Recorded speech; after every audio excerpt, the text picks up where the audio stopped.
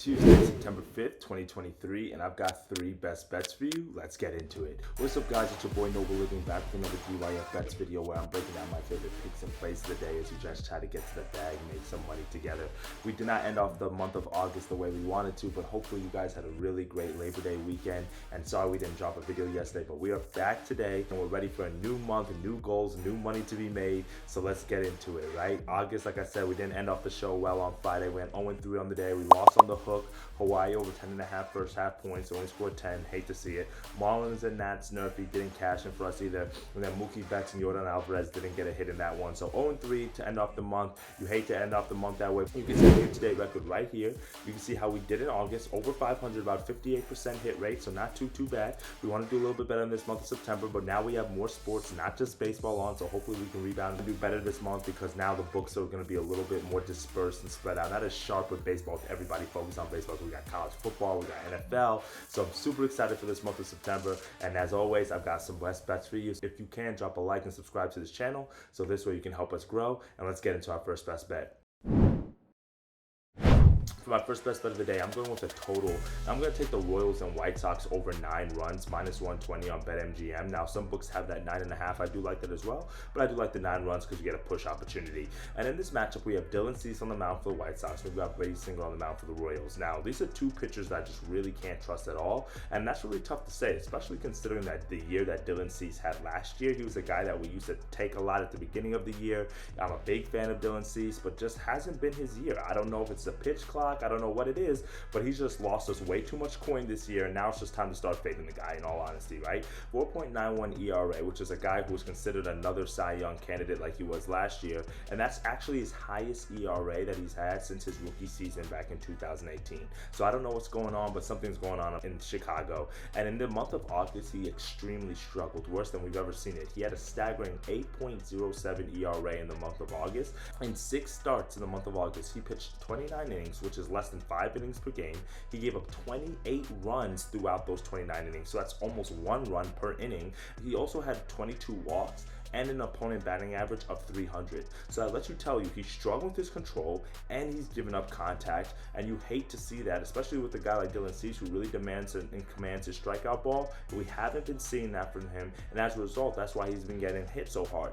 And the form, like, listen, he's not in great form at all, but when you really look at the numbers even deeper, yes, he's giving up a ton of runs, but look at the lineups that he faced. He gave up 9 runs to the A's, and then he gave up 5 runs to the Rockies, and those are 2 of the lesser teams in baseball right now in terms of their lineup strength. So because of that, that's a really alarming stat to me. And now he has to travel to Kauffman Stadium, which is a hitter-friendly ballpark, and he has to face a Royals team that's, truthfully, they've been finding their offense of late, right? Last night they scored 12 runs against the White Sox, and Bobby Witt wasn't even in the lineup in that game, and he's supposed to be back today, right? And then also, if you look at their last series against the Red Sox, they had one game where they had 5 runs, and they had another game where they had 13 runs. So this Royals offense is finding it of late. They've been swinging the bat really well, and that's really scary to see now that you've got Dylan Cease who's on the mound and he has not just been pitching well. Royals have gone over 3 of their last 5 games, including a push 1 time, and that was a total that was set at 10. So for you to push on a total set at 10, that lets you kind of know what's going on offensively, or lets you know what's going on defensively, right?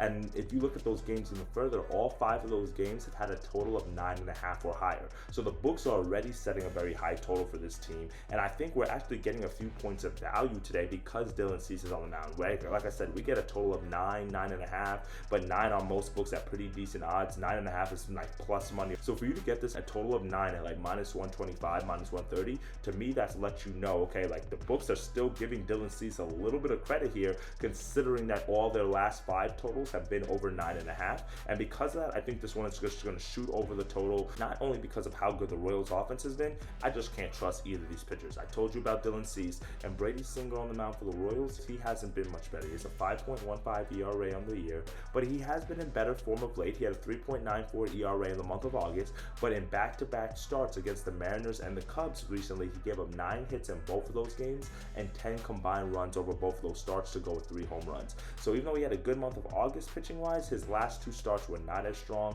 and now you have to face a White Sox team, which is not really known for their offense, but I think they can score a few runs in this one to help us get over the total. Or if not, I can just fade their bullpen, which has been just as disappointing as Dylan Cease has been. So because of that, I think there's going to be a lot of runs scored in this one. Kauffman Stadium, you guys know, are known for their high totals. So give me the total over 9 runs in this Royals-White Sox matchup as my first best bet of the day. My second best bet of the day, you guys know where I'm headed. I'm heading to a Nerfie, and I'm going to take the Marlins and Dodgers. I feel like I'm always taking the Marlins and Nerfies because they've been so successful for us. But guess what? They haven't been as successful for us as late, but we're going to turn that ship around today. If you take the Marlins and Dodgers, you can get to about minus 130 odds on Bovada. Make sure you always shop around your Nerfie lines there as well, because all the books have different odds, right? And in this matchup, we have Kershaw and Luzardo, 2 aces, 2 pitchers who are in really good form, and that's why I can trust taking this Nerfie here, even though it's a little bit higher odds at minus 130. Luzardo, 23-4 on Nerfies on the year, so been absolutely stellar in the first inning. Kershaw, 15-5 on Nerfies on the year. He hasn't pitched as much as Luzardo, obviously due to injury, but when he's been out there, he's been strong, so I love to see that. Now the Marlins, this is the big thing, right? They scored a run in the first inning in 4 straight games, but they have a Nerfie success rate of 77%, so they're really not known for scoring runs in the first inning, but they scored runs in the first inning in 4 straight. So because of that, I think we have to go back to the mean sooner rather than later. Some regression's bound to happen. I mean, I feel like these runs are scoring in the first inning are an outlier. So because of that, I really like the fact that we got a strong pitcher on the mound for the Dodgers who can face a weaker Marlins lineup, especially in the first inning. And I think this trend of 4 straight first inning games is going to be over with, so I like that. And then the Dodgers, they haven't scored a run in the first inning in 3 straight games, even though they're pretty known for scoring runs in the first inning, about 60% Nerfie success rate, so it's much lower than what I'd normally like to take. Dodgers have a really strong offense, obviously. Mookie Betts at the top of the lineup, Freddie Freeman at the top of the lineup. They have a lot of guys there. But because of that, I really think that we should get over the hump here because of the form Luzardo is in. He pitched 6 innings last game with only 1 hit, and the form that Kershaw's in, I mean, it's Clayton Kershaw. He's always locked in, right? So because of that, I really like this nerf. So give me the Marlins and the Dodgers on the no-run first inning. This is my second best bet. But if you don't really like taking that one, then you might want to take a look at the Yankees and the Tigers. Minus 115 odds I'm seeing, so a little bit better value there. Alex Fado and Garrett Cole on the mound for the Tigers and Yankees in that one.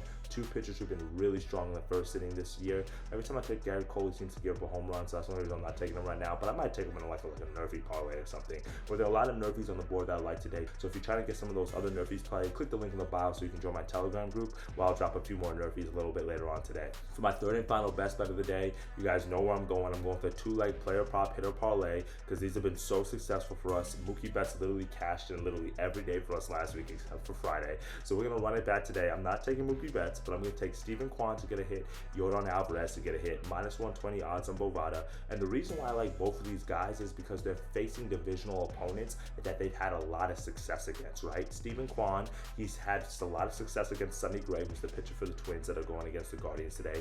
He's faced him 21 times, 21 plate appearances. Steven Kwan has faced Sonny Gray, batting .350 against him. So you love to see that. Currently on a 7-game hit streak himself, Steven Kwan is, and he's batting .344 over the last 7 games. So really great form, and he's been getting a lot of plate appearances as well, which is something I love to back as well. 5 or more plate appearances in 4 of the last 6 games. So that means that he's getting a lot of volume. So just in case it gets late into the game, 7th, 8th, and 8th inning, and we need a last-minute hit, he's going to be there at the top of the lineup with a potential chance there. And then Yordan Alvarez is another guy who's had a lot of success against his starting pitcher today, and that's Nathan Eovaldi for the Texas Rangers in 13 plate appearances. Now listen to this number, 13 plate appearances. Yordan Alvarez is batting .700 against Nathan Eovaldi. Talk about having a pitcher's number, batting .700 in 13 plate appearances against Nathan Eovaldi, including 1 home run in that time span. So you guys know it's Dinger Tuesday, so you might want to sprinkle a little bit on a home run plop there. Alvarez has been in excellent form, batting .417 over the last 7 games, batting over .350 in the last 15 games,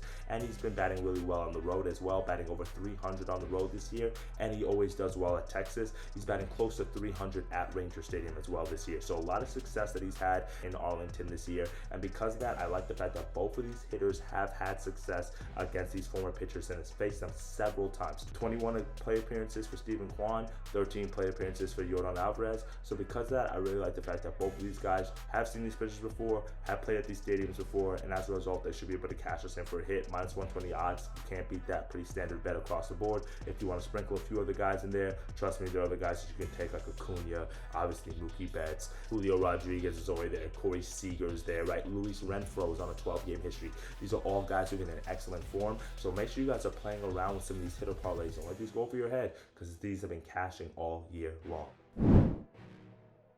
Well, that's it for me today, my friends. 3 best bets, 3 winners. We're going to get this month of September started off right. Hopefully, again, you guys had a safe and great Labor Day weekend and a beginning weekend of college football. A lot of upsets that happened, even last night with Clemson and Duke. So listen, make sure you guys are managing your bankroll accordingly. Don't over leverage too much. Don't over bet when the beginning of the season. We're just getting started. We got 17 weeks, 16 weeks. We got till February for NFL and college football. There's no reason to lose all your money in September. So take it one step at a time, one bet at a time, and I'm here to help you out in your journey. If you have any questions or you need any help, shoot me a message, drop a comment below, and I got y'all. All right, let's get to that bag. Let's make some money. Dictate your fate, and I'll see y'all tomorrow. Later, y'all.